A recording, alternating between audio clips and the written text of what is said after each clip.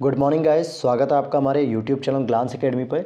आज की इस वीडियो में हम डिस्कशन कर रहे हैं लूसेंट सीरीज में जो हमने मॉडर्न हिस्ट्री का सेगमेंट कंप्लीट कर रहे हैं उसमें गवर्नर जनरल और साथ ही साथ वायसराय जो थे, जो भारत से संबंधित बहुत सारी इन्होंने नीतियां बनाई, पॉलिसीज़ बनाई, कानून बनाए, इनसे संबंधित आपके प्रश्न सीधे पूछ लिए जाते हैं कि द्वैत शासन कौन लेकर आया, या कलकत्ता में सुप्रीम कोर्ट की स्थापना कब की गई, या दीवानी अदालत, या भूस्वामी सुधार, बहुत सारी चीज़ें जो है कि प्रश्न पूछे जाते हैं इनसे। तो इसी को हम लोग कवर कर रहे हैं जिससे पूरी मॉडर्न हिस्ट्री आपकी एक बार रिवीजन हो जाएगी। मैं आपको बता दूं कि जिन लोगों ने अभी तक हमारी वीडियो को नहीं देखा है वो प्लेलिस्ट में जाएं, वहाँ पे मॉडर्न हिस्ट्री के सारे लेक्चर्स अपलोड कर दिए गए हैं और ये लास्ट क्लासेस चल रही हैं। 1 से 2 क्लासेस में हमारी मॉडर्न हिस्ट्री पूरी ख़त्म हो जाएगी।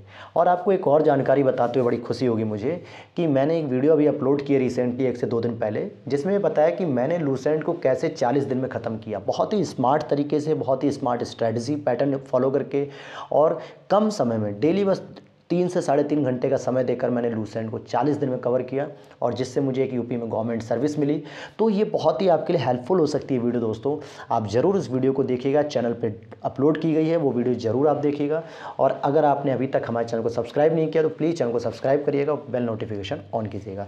चलिए शुरू करते हैं अपनी क्लास को। देखिए, आज हम पढ़ेंगे, पहले हमने इससे पहले पढ़ लिया था वॉरेन हेस्टिंग्स को, आज हम पढ़ेंगे लॉर्ड कॉर्नवालिस को। 1786 से 93 और 1805, ये 2 समय में जो है कि रहते हैं। और हम कुछ इंपॉर्टेंट ही जो है कि पढ़ेंगे, सारे के सारे नहीं पढ़ने, कुछ इंपॉर्टेंट पढ़ने जहाँ से अक्सर बार बार प्रश्न पूछे जाते हैं। देखिए, इनके समय में जिले के समस्त अधिकार कलेक्टर के हाथों में दे दिए गए थे। ये डीएम यानी कि जो आज के कलेक्टर ऑफिस हैं, इनको ही सारे अधिकार दे दिए गए थे जिले के जितने भी प्रकार के काम होते थे। इसने भारतीय न्यायाधीशों से युक्त जिला फौजदारी अदालतों को समाप्त कर दिया।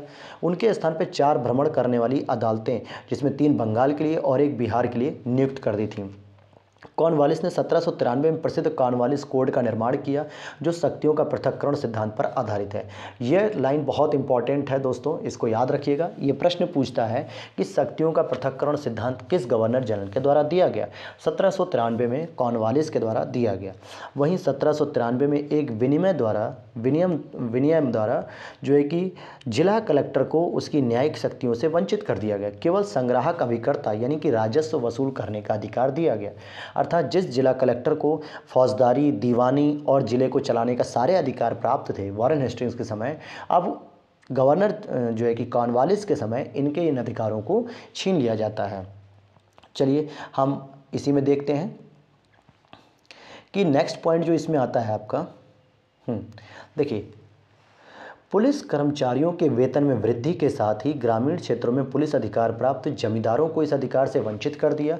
मतलब पुलिस कर्मचारियों के वेतन में वृद्धि कर दी, इसलिए क्योंकि कॉर्नवालिस का मानना था कि अगर अधिकारियों या पुलिसों के अगर हम वेतन में वृद्धि करते हैं तो कहीं ना कहीं वो और ईमानदारी से काम करेंगे, क्योंकि भ्रष्टाचार वो कर रहे हैं, चीज़ों को दबा रहे हैं, झूठ बोल रहे हैं, बहुत सारी चीज़ें पैसे कमाने के लिए।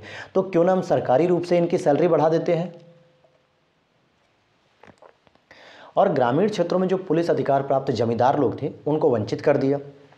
कंपनी के कर्मचारियों के व्यक्तिगत व्यापार पर प्रतिबंध लगा दिया। इंपॉर्टेंट प्रश्न है कि व्यक्तिगत व्यापार पे या निजी व्यापार पे प्रतिबंध किसने लगाया? कॉर्नवालिस ने लगाया।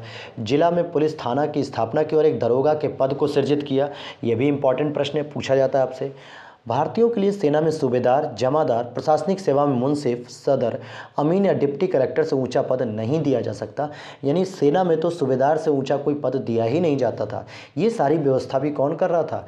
Lord Cornwallis. क्योंकि कॉर्नवालिस ये जाता था कि पूरी की पूरी सेना, प्रशासन, सारा का सारा यूरोपीय लोग, गोरे लोगों, अंग्रेज लोगों से भरा रहे, भारतीयों को कोई ऊँचे पद न दिए जाएँ, नहीं तो ये हमारे सिर पर बैठ जाएंगे। ऐसा इसकी मान्यता थी, ऐसा इसकी सोच थी, जो बहुत ही गलत थी, क्योंकि भारतीयों को कोई अधिकार नहीं देना चाहता था, न कोई बड़े से बड़े पद देना चाहता था। आगे देखते हैं, एक सबसे इंपॉर्टेंट प्रश्न यहाँ से बन जाता है कि 1793 में स्थायी बंदोबस्त की पद्धति किस गवर्नर जनरल के द्वारा लागू की गई? तो लॉर्ड कॉर्नवालिस, जिसमें जमींदारों को अब भू राजस्व का लगभग 90% यानी 10/11 भाग कंपनी को तथा 10% 1/11 भाग अपने पास रखना था। सामान्य भाषा में कहें कि जमींदार जो किसानों से टैक्स वसूलते थे, लगान वसूलते थे, मान लीजिए 11 रुपये उन्होंने वसूल किए, तो 11 में से 10 रुपये तो कंपनी को देता था जमींदार और 1 रुपये अपने पास रखता था। तो 11 रुपये जो है कि वसूला और 10 कंपनी को दे दिए, 1 रुपये अपने पास। वहीं अस्थाई बंदोबस्त की जो योजना थी वो जॉन सोर ने बनाई थी। इसे बंगाल, बिहार, उड़ीसा और बनारस एवं मद्रास के उत्तरी जिलों में लागू की गई थी। जमींदार भू राजस्व की दर तय करने के लिए स्वतंत्र था। क्यों स्वतंत्र था? क्योंकि कंपनी को 10 रुपये चाहिए थे, उसके बाद जमींदार को अगर 1 रुपये मिल रहा है तो ठीक, 2 रुपये मिल रहा है, 4 रुपये मिल रहा है, उससे कंपनी को कोई फ़र्क नहीं पड़ता था। यहाँ पे एक प्रॉब्लम आ जाएगी कंपनी के लिए, जो आगे इन नीतियों को बदलने पर मजबूर करेगी, क्योंकि कंपनी ने अपनी जो क्या कहेंगे इसको, योजना में जो पैसा था, जो लगान था, उसको फिक्स कर दिया था। 10 रुपये ही लेते थे वो 11 में से। आगे देखेंगे, भू राजस्व वसूलने के अन्य 2 व्यवस्थाएं और थी, रैयतवाड़ी और महालवाड़ी। रैयत जो शब्द है दोस्तों, ये किसानों को कहा जाता है, यानी किसानों के द्वारा जब सीधे लगान दी जाती है तो उसको हम रैयतवाड़ी व्यवस्था कहते हैं। आइए थोड़ा सा हम रैयतवाड़ी व्यवस्था के बारे में पहले समझ लेते हैं। क्या है रैयतवाड़ी व्यवस्था? जो किसानों के साथ व्यक्तिगत रूप से किए गए लगान समझौते को रैयतवाड़ी कहते हैं। यानी यहाँ पे आप जो देखेंगे, बिचौलिया वर्ग, जो जमींदार वर्ग था, उसको हटा दिया गया और ये ब्रिटिश भारत के लगभग 51% भूमि पर लागू किया गया था। बहुत इंपॉर्टेंट वर्ड है ये कि 51% पर ये लागू थी। 1792 में रैयतवाड़ी व्यवस्था बारामहल जिले में पहली बार कर्नल रीड के द्वारा लागू की गई और 1820 में यह व्यवस्था मद्रास में लागू की गई और सुचारू रूप से इसे चलाने के लिए मुनरो को मद्रास का गवर्नर भी नियुक्त कर दिया गया। 1825 में यह व्यवस्था बंबई में लागू की गई। 1858 तक यह व्यवस्था संपूर्ण दक्कन और अन्य क्षेत्रों में लागू कर दी गई। तो यहाँ पे 2 लाइन से प्रश्न बनता है कि रैयत किसे कहते हैं? किसानों के साथ डायरेक्ट समझौता कर लेना। पूरे भारत की 51% भूमि पर जो है कि लागू था और इसकी शुरुआत कर्नल रीड के द्वारा की गई थी। ये 3 प्रश्न तो बनते हैं ऊपर के पैराग्राफ से। आगे इनकी कुछ विशेषताएं हैं जिनको हम देखते हैं। यहाँ पे सरकार और किसान, अर्थात कंपनी और किसान के बीच कोई बिचौलिया वर्ग, जमींदार वर्ग जैसा कुछ था ही नहीं, समाप्त हो गया। भूमि का स्वामित्व तो किसानों को दे दिया गया कि भूमि के मालिक आप हैं और आप चाहें तो भूमि का विक्रय भी कर सकते हैं, उसे गिरवी रख सकते हैं, क्योंकि हमें पैसा चाहिए, कंपनी को पैसा चाहिए। और वो पैसा किसान कहाँ से देगा? या तो फसल उगा के दे दे लगान, या फिर ज़मीन बेच कर दे।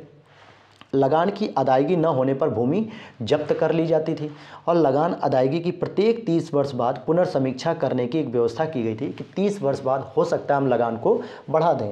लेकिन दिक्कत ये थी कि राजस्व के रूप में किसानों को उपज का 1/8 भाग, यानी अगर 2 रुपये पैदा कर रहे हैं तो 1 रुपये तो कंपनी को ही देना पड़ जाएगा, यानी आधा का पूरा प्रॉफिट कंपनी ले रही थी। आप लोगों को कमेंट बॉक्स में बताना है कि मिडिवल हिस्ट्री यानी मध्यकालीन भारत में किन शासकों के द्वारा 50% लगान निर्धारित किया गया था। आप लोग कमेंट बॉक्स में जरूर बताइएगा। अगली एक व्यवस्था थी महालवाड़ी।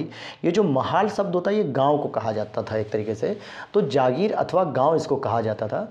इस पद्धति में सरकार ने राजस्व के लिए कृषकों से सीधा संपर्क नहीं साझा, बल्कि जो गांव या जागीरों के जो मुखिया या लंबरदार अर्थात जो प्रधान होते थे उनसे डायरेक्ट एग्रीमेंट किया कि भाई तुम्हारे गाँव से, तुम गाँव के प्रधान हो, तुम्हारे गाँव से हमें 20 रुपये मिलना चाहिए। अब वो तुम 20 रुपये किन किसानों से लोगे, किन जमींदारों से लोगे या खुद दोगे, ये तुम्हारी हेडक है, हमें इससे कोई मतलब नहीं है। अर्थात कंपनी ने बता दिया कि फला गाँव से हमें, गांव नंबर ए से हमें 20 रुपये चाहिए और ग्राम प्रधान क्या करता था? इसके लिए किसानों का शोषण करना शुरू करता था, उनकी ज़मीन को कब्जा कर लेता था, गिरवी रख लेता था। तो ये सारी समस्याएं बढ़ी जिससे किसानों का शोषण बढ़ने लगा और 1822 में यह व्यवस्था प्रारंभ की गई। यह व्यवस्था मुख्य रूप से गंगा की घाटी, पश्चिमी उत्तर प्रदेश, मध्य भारत के कुछ भाग, तत्कालीन संपूर्ण पंजाब में लागू कर दी गई थी। पहली बार लगान तय करने वाले के लिए मानचित्रों और पंजियों का प्रयोग किया। इस व्यवस्था के जन्मदाता हॉल्ट मैकेंजी थे। अब मैं यहीं पे रोकना चाहूँगा आपको। 3 व्यवस्था आपने पढ़ी। स्थायी बंदोबस्त कॉर्नवालिस लेके आता 1793 में, दूसरा आपने रैयतवाड़ी व्यवस्था पढ़ी जिसको कर्नल रीड लेके आते हैं, और तीसरी आपने पढ़ी महालवाड़ी जिसको हॉल्ट मैकेंजी 1822 में लेके आते हैं। तो ये प्रश्न पूछे जाते हैं इन तीनों ही भूमि व्यवस्था से, आपको याद रखने होंगे। चलिए आगे देख लेते हैं यहाँ पर भी कि प्रारंभ में इस व्यवस्था में लगान उत्पादन का 2/3 था, लेकिन बाद में इसे घटाकर 1/2 यानी 50% कर दिया गया था। ये भी एक बड़ी समस्या थी कि इतनी लगान देने के लिए किसानों के पास ज़मीन भी तो होनी चाहिए, बहुत सारी चीज़ें थी। तो चलिए अब हम जरा देख लेते हैं कंपैरिजन, यानी एक तुलना कर लेते हैं कि कैसे भू राजस्व संग्रह करने की जो विधियाँ होती थी। देखिए अगर हम जमींदारी विधि या स्थायी बंदोबस्त की बात करेंगे तो इसमें जमींदार, जबकि पूरे भारत के 19% क्षेत्रफल पे ये थी। रैयतवाड़ी व्यवस्था पूरे भारत के 51% क्षेत्रफल पे जो है कि मतलब व्यवस्था थी और यहाँ पे किसान लगान का अदा करते थे, कंपनी किसानों से समझौता करती थी। महालवाड़ी 30% क्षेत्र पे थी और मुखिया या लंबरदार या गांव का प्रधान जो होता था ये सारे लोग जो है कि लगान वसूलते थे। जमींदारी व्यवस्था को कॉर्नवालिस और जॉन सोर लेके आए, रैयतवाड़ी को रीड और टॉमस मुनरो लेकर आते हैं, महालवाड़ी को हॉल्ट मैकेंजी लेकर आते हैं। तो ये जो बॉक्स दिख रहा है आपको, अगर दोस्तों आपको याद नहीं रहता है तो इस बॉक्स की एक चार्ट बनाइए, एक छोटा सा स्टिकर पे लगा लिखिए और उसे दीवार पर पेस्ट कर दीजिए अपनी स्टडी टेबल के आसपास, ताकि आपको याद हो जाए। यहाँ से तीनों ही लाइन, क्षेत्रफल, पक्ष और योजनाकार, तीनों ही लाइन से प्रश्न बनता है। अगला है, कॉर्नवालिस को भारत में नागरिक सेवा का जनक कहा जाता है, यानी कि सिविल सर्विसेज एग्जाम जो आज हम देते हैं उसका फादर किसको कहा जाता है? कॉर्नवालिस को माना जाता है दोस्तों। तो ये देखिए कॉर्नवालिस साहब थे जो बहुत ही इंपॉर्टेंट जो है कि करेक्टर रहते हैं, यहाँ पे बहुत सारी व्यवस्थाएं करते हैं जो इम्पॉर्टेंट हैं। आगे देख लेते हैं हम। देखिए अब आते हैं हमारे नेक्स्ट आते हैं जॉन सोर। हम जो इम्पॉर्टेंट है बस उसको पढ़ेंगे, बाकी सभी को नहीं पढ़ना है। जॉन सोर थोड़ा सा इम्पॉर्टेंट क्यों है? क्योंकि एक प्रश्न आता है आपसे, अहस्तक्षेप की नीति किस गवर्नर जनरल के द्वारा अपनाई गई थी? तो बस आपको इतना ही याद रखना है कि अहस्तक्षेप की नीति जॉन सोर के द्वारा अपनाई गई। अगला देखते हैं हम, लॉर्ड वेलेस्ली इम्पॉर्टेंट है, 1798 से 1805 तक थे। इनकी सबसे महत्वपूर्ण संधि सहायक संधि, और प्रश्न पूछा जाता है कि सबसे पहली सहायक संधि लॉर्ड वेलेस्ली ने किसके साथ की थी? तो आपका उत्तर होना चाहिए हैदराबाद, 1798। माना कि वेलेस्ली सहायक संधि नहीं लेके आए थे, सहायक संधि डुप्ले साहब लेके आए थे, और जो अवध के साथ सबसे पहले इन्होंने की थी। अगर आपसे केवल यह प्रश्न पूछ ले कि सहायक संधि किसके द्वारा शुरू की गई, तो आप लिखोगे अवध। लेकिन अगर बात की जाए, मतलब अवध में जो है कि डुप्ले ने की थी, लेकिन लॉर्ड वेलेस्ली में सहायक संधि सबसे पहले एक्सेप्ट कौन करता है? हैदराबाद। ये क्रम से पूछा जाता है, ये आपको याद होना चाहिए। सबसे पहले हैदराबाद आता 1798, फिर मैसूर 1799, जहां 1799 में चौथा आंग्ल मैसूर युद्ध होता है, टीपू सुल्तान मारा जाता है, चिक्का कृष्णराज नाम का जो एक शासक बनता है, कृष्णद्वितीय, 2 वर्ष का शासक होता है, 2 वर्ष का केवल बच्चा होता है, उसके साथ ज़बरदस्ती समझौता कर लिया जाता है। फिर तंजौर 1799, अवध 1801, पेशवा 1802, बरार और भोसले 1803 और सिंधिया से 1804, और अन्य सहायक संधि करने वाले राज्य जोधपुर, जयपुर, मछेड़ी, बूंदी, भरतपुर। तो इस तरीके से लॉर्ड वेलेस्ली ने क्या किया? सहायक संधि के माध्यम से इन सभी को कंपनी के अधीन स्थापित किया। इंदौर के होलकरों ने सहायक संधि स्वीकार नहीं की थी। ये प्रश्न इंपॉर्टेंट बन जाता है क्योंकि इंदौर के होलकर ने नहीं स्वीकार की। चौथे आंग्ल मैसूर युद्ध 1799 ईस्वी में ही टीपू सुल्तान मारा जाता है, इसी के शासनकाल में। और लॉर्ड वेलेस्ली के ही शासनकाल में 1804 में नियम 3 के अंतर्गत शिशु वध को बाकी हत्या की तरह ही मानते हुए दंड का प्रावधान किया गया। ये एक इंपॉर्टेंट बात रही कि शिशु हत्या को या शिशु वध को किसने एक मृत्यु दंड के रूप में या हत्या के दंड के रूप में माना? तो लॉर्ड वेलेस्ली हो जाएंगे।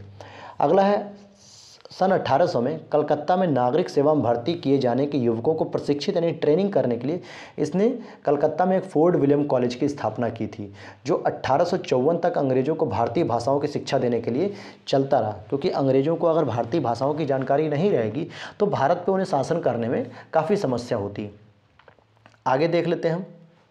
1806 में ही भारत भेजे जाने वाले प्रशासकीय अधिकारियों की शिक्षा और प्रशिक्षण के लिए इंग्लैंड में हैलीबरी में एक ईस्ट इंडिया कॉलेज खोला गया, जहां नवयुवक प्रशासकीय अधिकारियों को 2 वर्ष का प्रशिक्षण देने की व्यवस्था की गई थी। और यह स्वयं को बंगाल का शेर कहता था। लॉर्ड वेलेस्ली स्वयं को क्या कहता था? बंगाल का शेर। और लॉर्ड कॉर्नवालिस का इसी के बाद 1805 में दूसरा कार्यकाल शुरू हुआ, परंतु इसकी शीघ्र ही मृत्यु हो गई। किसकी? कॉर्नवालिस की। और कॉर्नवालिस का जो मकबरा है वो दोस्तों यूपी में गाजीपुर में दफनाया गया। कहाँ पे दफनाया गया है? उत्तर प्रदेश में बनारस के पास गाजीपुर जिला है, वहाँ पर इसको दफनाया गया है। तो दोस्तों ये तो थे इम्पॉर्टेंट कुछ आपके लॉर्ड वेलेस्ली हो गया, जॉन सोर या कॉर्नवालिस, और इससे पहले की वीडियो में हमने वॉरेन हेस्टिंग्स के बारे में अध्ययन किया। अब हम नेक्स्ट जो है कि इंपॉर्टेंट जो गवर्नर जनरल है उस पर हम स्टडी करेंगे। मिलते हैं नेक्स्ट वीडियो में, तब तक के लिए नमस्कार, जय हिंद।